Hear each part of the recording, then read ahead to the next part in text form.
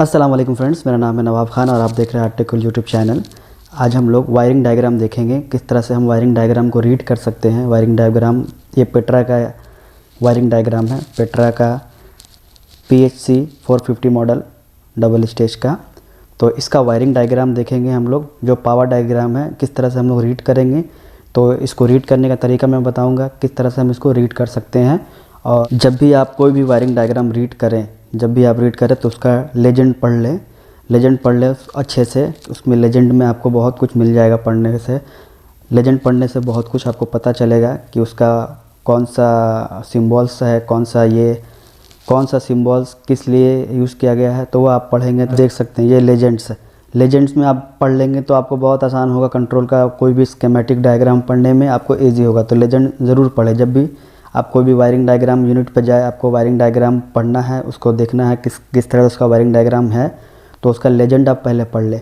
Legend में जैसे लिखा हुआ देखिए, C मीन्स कॉन्टैक्टर, यानी आपको अगर कहीं पे C दिख रहा है तो वो कॉन्टैक्टर है, कॉन्टैक्टर के लिए यूज़ किया गया है। CC भी कहीं दिख रहा है तो वो कंट्रोल सर्किट ब्रेकर के लिए यूज़ किया गया है। इसी तरह से CCH है क्रैंकेसेटर। तो इस तरह से ये सब है, आप इसे पढ़ ले। पहले पढ़ने के बाद अब मैं आपको बताता हूँ इसका पावर डायग्राम, उसके बाद में इसका कंट्रोल डायग्राम, दोनों मैं बताऊँगा। पहले पावर डायग्राम बताता हूँ, किस तरह से पावर डायग्राम को हम लोग रीड करते हैं।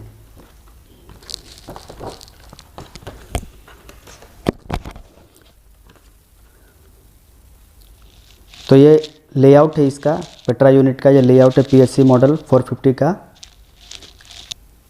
ये लेआउट है। तो लेआउट में आप देख सकते हैं यहाँ पे किस तरह से लेआउट बनाया है। तो ये इसका लेआउट है पूरा, यानी ये इक्विपमेंट्स यहाँ पे यूज़ किया गया है वो बता रहा है। जैसे यहाँ पे ट्रांसफार्मर है, यहाँ पर रिले लगा हुआ है, उसके बाद ये कीपैड, एक और ट्रांसफार्मर कीपैड के साथ में, जो इसका कंट्रोलर है, प्रोग्रामर यहाँ पे लगा रहता है, जो PCB बोर्ड है वो यहाँ पे लगा हुआ रहता है।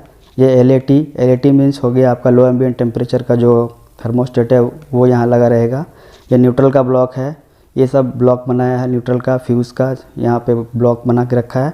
ये PCB आप power circuit breaker 1, power circuit breaker 2, तो इसको नंबर दिया है 11 और 21। तो ये दो पावर सर्किट ब्रेकर यूज़ किया गया है पेट्रा के यूनिट में 450 PHC मॉडल में। उसके बाद दो कॉन्टैक्टर यूज़ किया है, C11 C21, ये दो कॉन्टैक्टर विथ ओवरलोड।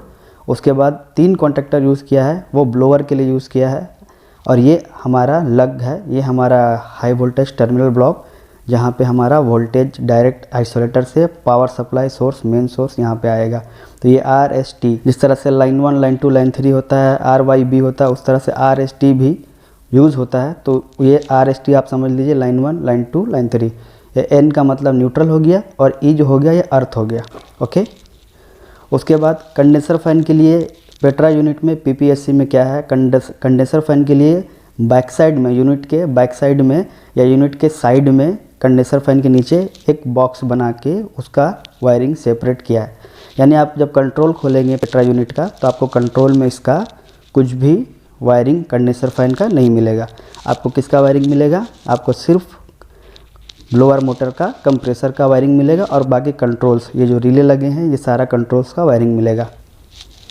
तो ये इसका कंडेंसर फैन का वायरिंग बॉक्स है। तो आप देख सकते हैं यहाँ पे CFM16, इसका मतलब इसमें 6 कंडेंसर फैन है, condenser fan motor 6 control box. तो ये इस तरह से लिखा हुआ है, तो आप ये पढ़ सकते हैं इस तरह से। ये लेआउट इसका दिया है कि दो कॉन्टैक्टर यूज़ किया गया है, 6 कंडेंसर फैन चैनल की। तो ये इसका वायरिंग यहाँ पे दिया है। ओके। तो ये इसका कंट्रोल वायरिंग है और मैं आपको पावर वायरिंग इसका पावर वायरिंग आपको बताता हूँ। कंट्रोल वायरिंग मैं बाद में बताऊँगा।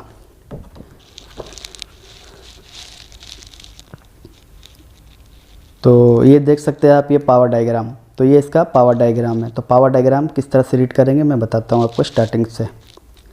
तो सबसे पहले जैसा मैंने बताया, RST NE यानी लाइन 1 लाइन 2 लाइन 3 न्यूट्रल और अर्थ, ये 3 हो गया। उसके बाद ये मेन सर्किट ब्रेकर में आपको दिया है, ये line 1 line 2 line 3 main circuit breaker में दिया है।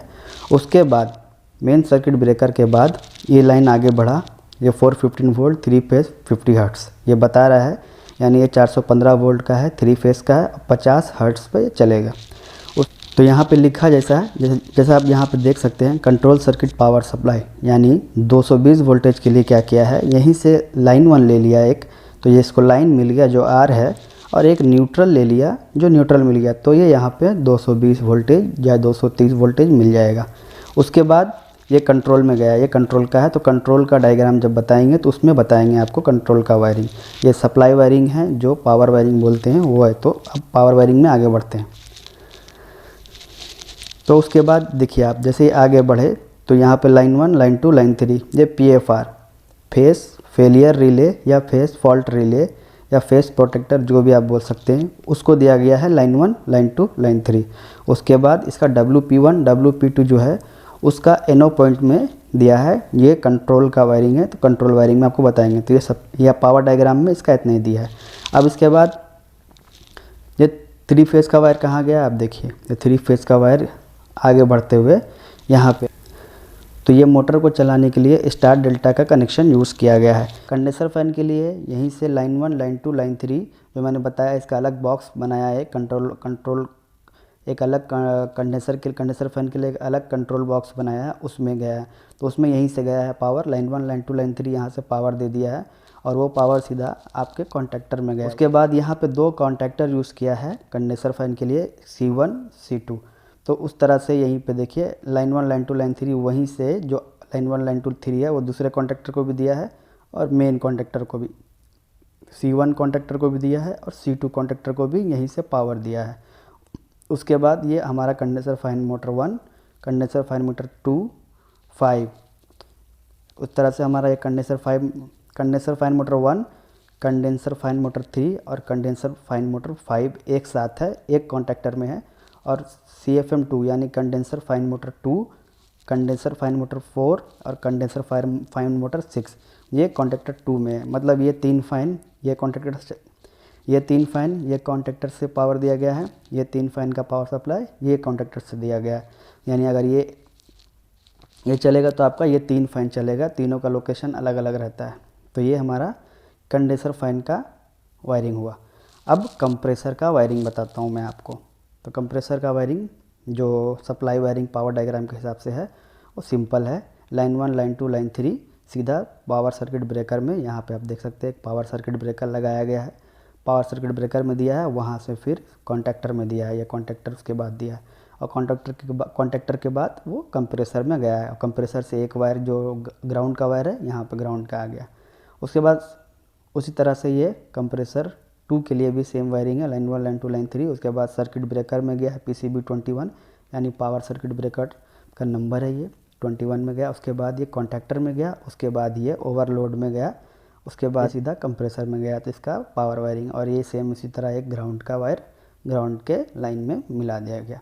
तो दोस्तों ये था पावर डायग्राम पेट्रा यूनिट का। इसका कंट्रोल डायग्राम मैं बहुत जल्द बनाने वाला हूँ।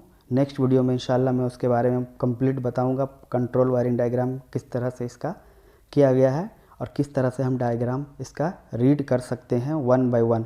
तो आई होप आप लोगों को वीडियो पसंद आया होगा, और इस तरह का वीडियो देखने के लिए आप हमारे यूट्यूब चैनल को सब्सक्राइब कीजिए, फेसबुक पेज को फॉलो कीजिए और सपोर्ट कीजिए, दोस्तों के साथ शेयर कीजिए। अगर आपको पता है तो भी कोई बात नहीं, आप ये वीडियो उन लोगों तक पहुँचाइए जिनको नहीं पता है, जिनको हेल्प हो जाए ये वीडियो देख के। तो वीडियो पसंद आया तो लाइक शेयर ज़रूर कर देना, और तब तक के लिए मुझे दीजिए इजाज़त। मिलते हैं नेक्स्ट वीडियो में। अल्लाह हाफिज़, दुआओं में याद रखना।